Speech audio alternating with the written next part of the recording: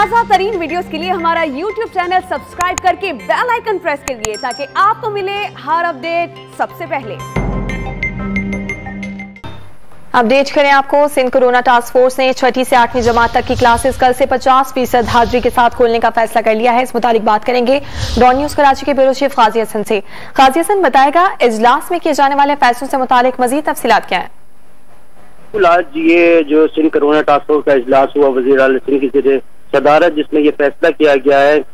कि इस हवाले से वजीर तालीम सईद गनी ने समाजी राब्ते की वेबसाइट पे एक ट्विटर पैगाम भी जारी किया, जिसमें बताया गया है कि हुकूमत ने फैसला किया है कि 6ठी से 8वीं जमात तक की जो क्लासें हैं कल से यानी 15 जून से 50% हाजिरी के साथ खोलने का फैसला किया गया। और इसमें इजलास में फैसला किया गया है कि अगर सूरत हाल मजीद बेहतर रही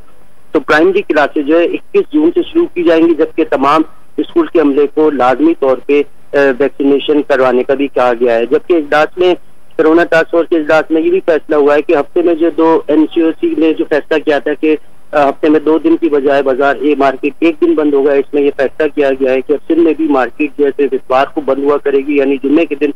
तमाम मार्केटें खुली रहेंगी हफ्ता भर, और सिर्फ 1 दिन जो है मार्केट इतवार के दिन को बंद रखने का फैसला किया गया है। जी बहुत शुक्रिया आपका तफसीलात से आगाह करने के लिए गाजी हसन।